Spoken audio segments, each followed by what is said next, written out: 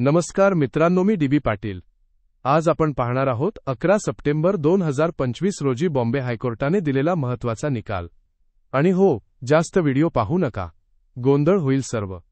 कारण व्ह्यूज वाढवण्यासाठी नको ती कहाणी सांगतात. शाळा भरल्यासारखी वाटते. चला, मुख्य मुद्दा काय आहे? बॉम्बे हायकोर्टाने दिलेला निकाल सुप्रीम कोर्टाच्या 110 पानांच्या जजमेंट नंतर दिला गेला आहे. पण त्यात शिक्षकांना काही महत्त्वाच्या सवलती देण्यात आल्या आहेत. त्या कोणत्या प्रूफसह पाहूया. सुप्रीम कोर्टने 1 सप्टेंबर 2025 रोजी सांगितलं होतं की टीईटी शिवाय कुठलाही शिक्षक सेवा चालू ठेवू शकत नाही. 5 वर्ष सेवा उरलेल्यांना अपवाद पण प्रमोशन नाही. आणि 5 वर्ष सेवा उरलेल्यांनी 2 वर्षांत टीईटी पास करणे बंधनकारक. नाहीतर कंपल्सरी रिटायरमेंट असे नमूद केले होते.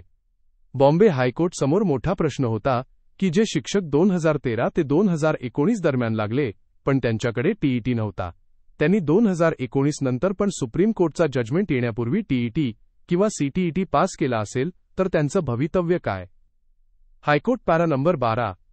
The issue raised before US is as to what would be the fate of those in-service candidates who joined employment without the TET or CTET and have not acquired or have acquired it before the judgment of the Honorable Supreme Court. म्हणजेच आमच्यासमोर प्रश्न असा आहे की जे शिक्षक TET किंवा CTET शिवाय नोकरीवर लागले आणि सुप्रीम कोर्टच्या जजमेंट येण्यापूर्वीच पास झालेत किंवा अजूनही नाही झालेत त्यांचं काय?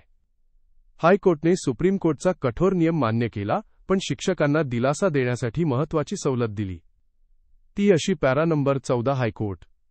If we hold that those candidates who have acquired the TET before the judgment can safely continue in employment. म्हणजेच जर शिक्षकांनी 1 सप्टेंबर 2025 पूर्वीच टीईटी पास केला असेल तर त्यांची नोकरी सुरक्षित राहील. अजून पुढे para number 15 high court. Teachers who did not acquire TET prior to 31 March 2019 and have acquired prior to the judgment 1 September 2025 can be continued in service and entitled for promotion. म्हणजे जे शिक्षक 31 मार्च 2019 पर्यंत टीईटी पास करू शकले नाहीत पण 1 September 2025 पूर्वी TET किंवा सीटीईटी पास केला आहे त्यांची सेवा सुरू राहील आणि ते प्रमोशनसाठी पात्र राहतील.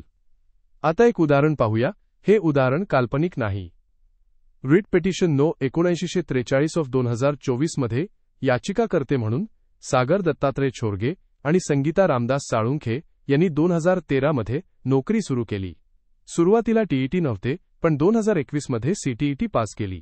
सुप्रीम कोर्ट नियमांप्रमाणे त्यांचं भवितव्य अंधुक होतं. पण हायकोर्टने म्हटलं की त्यांनी 2025 पूर्वीच पास केलं, त्यामुळे त्यांची नोकरी सुरक्षित आहे आणि प्रमोशनही मिळेल. म्हणजे सुप्रीम कोर्टने कठोर नियम केले पण बॉम्बे हायकोर्टने जुन्या शिक्षकांना दिलासा दिला. 2019 पर्यंत पास झालेले सुरक्षित. 2019 नंतर पण 1 सप्टेंबर 2025 पूर्वी पास झालेले सुरक्षित व प्रमोशनसह. 1 सप्टेंबर 2025 नंतर अजूनही पास नाही अशा सर्वांसाठी सुप्रीम कोर्टचे कठोर नियम लागू. एकूणच सुप्रीम कोर्टचे नियम कठोर होते आणि हायकोर्टने दिलासा दिला असे आपण म्हणू शकतो. या जजमेंटमुळे महाराष्ट्रातील अनेक शिक्षकांना मोठा दिलासा मिळाला आहे. पण पुढे जाण्यासाठी टीईटी पास करणे हे कायमचे अनिवार्य राहील. अंतिम सत्य. 1 सप्टेंबर 2025 पासून नियुक्ती व प्रमोशनसाठी टीईटी पास असणे बंधनकारक आहे. आता तुमची सेवा किती वर्ष बाकी आहे यावर 1 सप्टेंबर 2025 पासून सुप्रीम कोर्टचे नियम लागू होतील. जसे की 5 वर्ष सेवा बाकी टीईटी शिवाय नोकरी चालू ठेवू शकतात पण प्रमोशन नाही. 5 वर्षांपेक्षा जास्त सेवा बाकी असेल तर पुढील 2 वर्षांत टीईटी पास करणे बंधनकारक आहे. नाहीतर कंपल्सरी रिटायरमेंट. बस एवढंच सांगतो. धन्यवाद.